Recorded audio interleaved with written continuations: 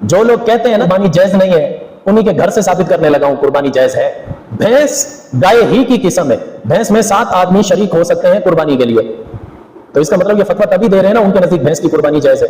ان کی ایک کتاب ہے فتاوی ستاریہ، اس میں لکھا مرغی کی قربانی جائز ہے۔ یار مرغی کون سے چوپایوں میں سے آ گئی؟ سوشل میڈیا پر استاد کچھ طبقے جو ہے بھینس کی قربانی کو ناجائز قرار دے رہے ہیں، اس پر آپ نے کیا کہنا ہے؟ بھینس اور ویسے قربانی جائز ہے؟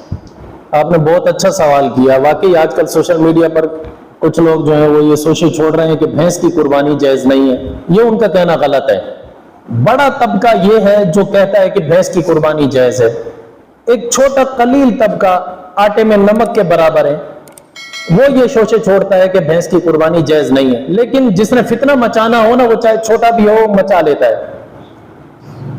ہمیشہ اصلاح کرنا مشکل ہوتا ہے، فتنہ مچانا مشکل نہیں ہوا کرتا، اصلاح کرنا مشکل ہوا کرتا ہے۔ تو بہرحال بات یہ ہے کہ بھینس کی قربانی کا کیا حکم ہے؟ ہم حنفی ہیں، اہل سنت ہیں، بھینس کی قربانی کو جائز سمجھتے ہیں، اس کو بیعین ہی گائے کی قربانی کی طرح سمجھتے ہیں۔ اس کی دلیل دیکھو، میں پہلی دلیل دیتا ہوں قرآن مجید میں سے، سورہ حج میں اللہ تعالیٰ ارشاد فرماتے ہیں وَلِكُلِّ أُمَّةٍ جَعَلْنَا مَنْسَكًا لِيَذْكُرُوا اسْمَ اللَّهِ عَلَىٰ مَا رَزَقَهُم مِّن بَهِيمَةِ الْأَنْعَامِ، ہم نے ہر امت کے اندر قربانی کا سلسلہ جاری رکھا جو ہم نے ان کو چوپائے رزق بنا کر دیے تاکہ وہ ان پر اللہ کا نام بلند کریں، یعنی اللہ کے نام پر ان کو قربان کریں۔ بہیمت الانعام کس کو کہا جاتا ہے؟ بہیمت الانعام ان چوپائے جانوروں کو کہا جاتا ہے جن کو گھر میں پالا جاتا ہے، حلال ہوتے ہیں وہ حلال جانور، جانور سے مراد 4 پاؤں والے، وہ جانور جن کو چوپائے کا معنی یہ ہے 4 پاؤں والے حلال جانور جن کو گھر میں باندھ کر پالا جاتا ہے، ان کی قربانی کرے۔ اب اس بہیمت الانعام کے اندر میں آپ سے پوچھتا ہوں، بھینس گھر میں باندھ کر پالی جاتی ہے یا نہیں؟ اس کا نر جو ہے بھینسا وہ بھی پالا جاتا ہے، تو لازمی بات ہے چوپایا بھی ہے، حلال بھی ہے، تو اس وجہ سے اس کو بالکل گائے پر قیاس کیا جائے گا۔ بہیمت الانعام کے لفظ کے اندر یہ شامل ہے۔ ایک بات یہ دلیل قرآن مجید میں سے ہے۔ دوسری دلیل آثار صحابہ سے لیتے ہیں۔ مسند الفردوس میں، مسند الفردوس اس کی جلد نمبر 2 صفحہ نمبر 124 پر حضرت علی المرتضیٰ رضی اللہ تعالیٰ عنہ کا قول ہے۔ مولا علی رضی اللہ تعالیٰ عنہ سے کسی نے سوال کیا کہ بھینس کا کیا حکم ہے، جاموس کے بارے میں کیا حکم ہے اس کی قربانی کا؟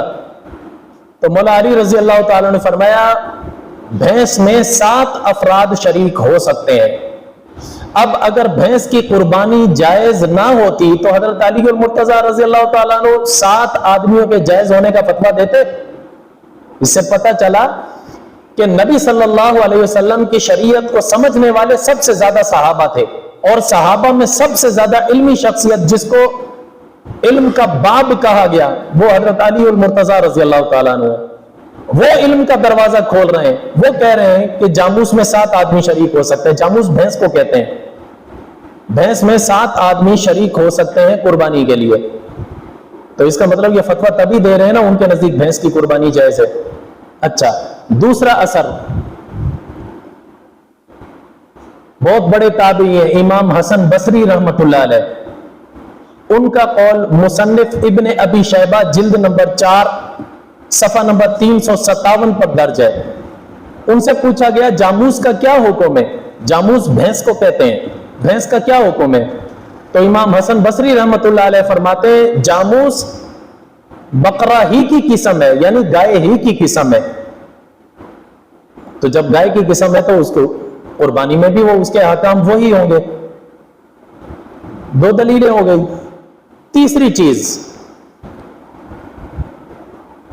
بھینس کا حکم کیا ہونا چاہیے، اس کو کس جانوروں میں شمار کرنا چاہیے؟ چوپائے جانور جو گھر میں پالے جا رہے ہیں یا وحشی جانور جو جنگل میں پلتے ہیں؟ اس کے بارے میں اگر دیکھا جائے تو سب سے بہترین رائے کن کی سمجھی جائے گی؟ جو اہل زبان خود اپنی زبان کی وضاحت کریں۔ لغت اب عربی کی جو ڈکشنری کی کتابیں جو مشہور ہیں، عربی ڈکشنری کی بڑی بڑی ٹاپ کی کتابیں، ان میں سب سے بڑی جو ہے لسان العرب، دوسرے نمبر پر ہے تاج العروس، اور تیسرے نمبر پر ہے القاموس المحیط۔ ان تمام کتابوں میں یہ لکھا ہوا ہے الجاموس نوع من البقر، بھینس گائے ہی کی قسم ہے۔ جب اہل لغت یہ کہہ دیں کہ وہ گائے کی قسم ہے، تو گائے کہاں پالی جاتی ہے؟ جنگل میں، گھر میں پالی جاتی ہے، تو معلوم ہے بھینس کا بھی یہی حکم ہوگا۔ اچھا، چوتھی بھی دلیل، انہی کے مطلب کی بات کہتا ہوں، زبان میری ہے بات ان کی، انہی کی محفل سنوارتا ہوں، چراغ میرا ہے رات ان کی۔ جو لوگ کہتے ہیں نا قربانی جائز نہیں ہے، انہی کے گھر سے ثابت کرنے لگا ہوں قربانی جائز ہے۔ کیسے؟ اہل حدیث لوگ کہتے ہیں کہ بھینس کی قربانی جائز نہیں ہے۔ ذرا اپنے بابوں کا تو پہلے جائزہ لے لیں، انہوں نے جو فتووں کی کتابیں لکھی ہیں، اہل حدیثوں کی معتبر فتوے کی کتاب فتاوی محمدیہ، اس میں لکھا ہے بھینس کی قربانی جائز ہے۔ دوسرے نمبر پر فتاوی سنائیہ، یہ اس ہستی کی لکھی ہوئی ہے جس کو اہل حدیث شیخ القرآن کہا کرتے تھے۔ انہوں نے خود یہ لکھا ہے، سورہ حج کی آیت سے استدلال کیا ہے کہ من بہیمت الانعام، بہیمت الانعام میں جاموس داخل ہے، یعنی گھر میں پالنے والے جانوروں میں بھینس داخل ہے، لہذا بھینس کی قربانی جائز ہے۔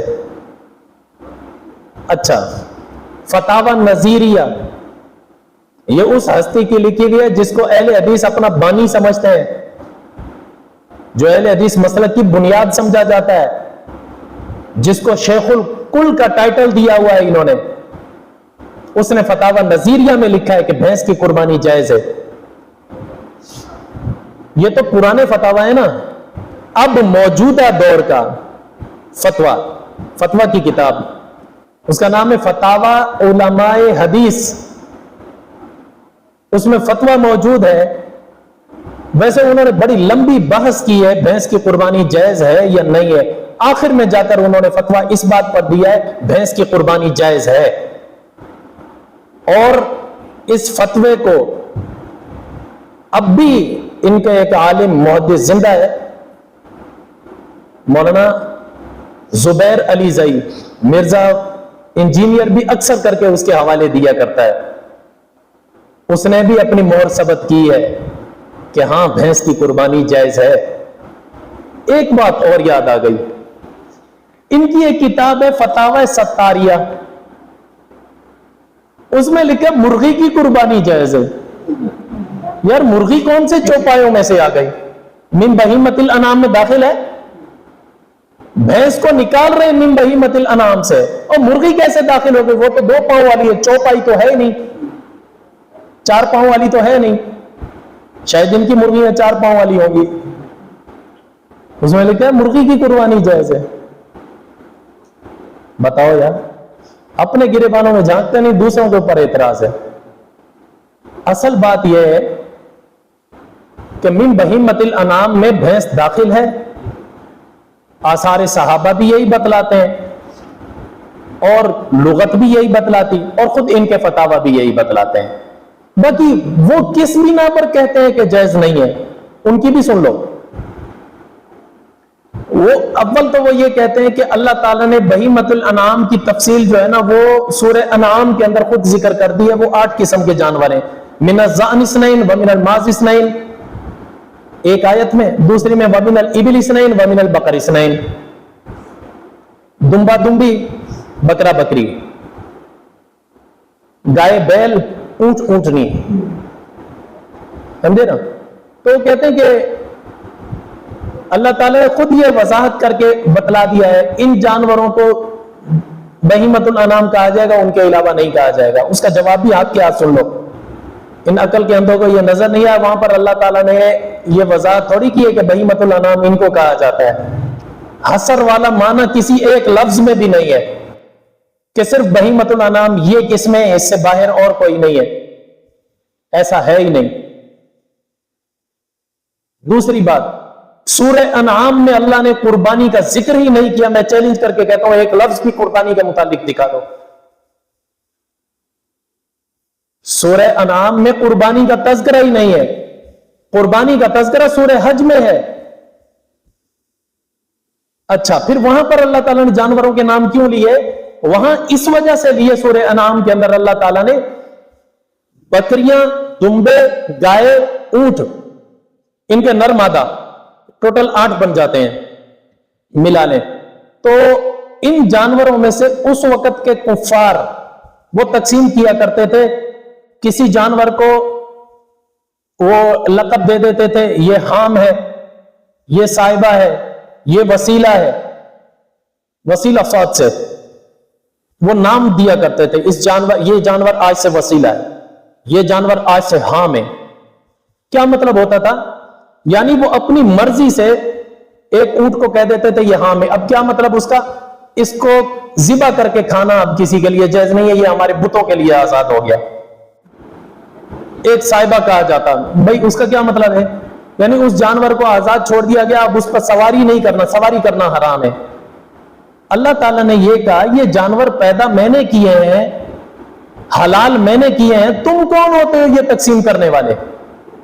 اگر تمہاری ملکیت ہے، تم نے پیدا کیے ہیں، پھر تو تمہیں اختیار ہے، جس کو چاہے حلال کر دو، جس کو چاہے حرام کر دو۔ جب پیدا اللہ نے کیے ہیں تو تمہارا تو حق نہیں بنتا اس کے بارے میں یہ کہیں کہ یہ حلال ہے یہ حرام ہے۔ وہاں پر اللہ تعالیٰ نے یہ نام لیے ہیں جن کو تم وسیلہ، صاحبہ، حام کہتے ہو، وہ انہی 8 قسموں میں سے تم نام لے لے کر کہتے ہو، یہ بکری حام ہو گئی، یہ اونٹ حام ہو گیا، یہ گائے حام ہو گئی۔ کیسے ہو گئی؟ تم نے تھوڑی پیدا کی ہے، وہ تو پیدا میں نے کی ہے۔ اللہ تعالیٰ نے تو ان کفار کو جواب دینے کے لیے وہ آیت ذکر کی ہے، اس لیے تھوڑی ذکر کی ہے کہ قربانی کے جانور یہ ہیں، وہاں قربانی کا تذکرہ ہی نہیں ہے۔ قربانی کا تذکرہ تو تب نکلے نا کوئی ایک لفظ بھی حسر دے، حسر ہے ہی نہیں وہاں پر، اس وجہ وہاں سے استدلال کرنا غلط ہے۔ دوسرا وہ یہ کہتے ہیں، اہل حدیث کہتے ہیں، ان کی دوسری دلیل یہ، نبی صلی اللہ علیہ وسلم ساری زندگی نہ گائے کا گوشت کھایا اور بھینس کا گوشت کھایا، نہ بھینس کا دودھ پیا۔ اس کا جواب ہم دیتے ہیں تم پھر اس کو حلال کیوں کہتے ہو؟ اہل حدیث بھی تو اس کو حلال کہتے ہیں، اس کا دودھ بھی پیتے ہیں۔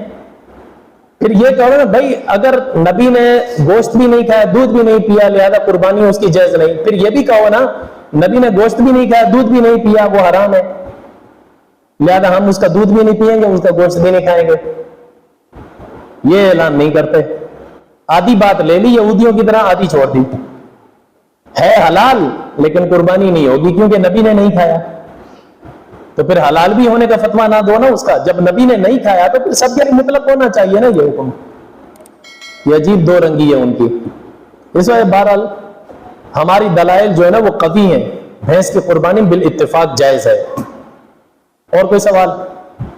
شریعت کا رستہ دکھاتے چلو، دیے عظمتوں کے جلاتے چلو، شریعت کا رستہ دکھاتے چلو۔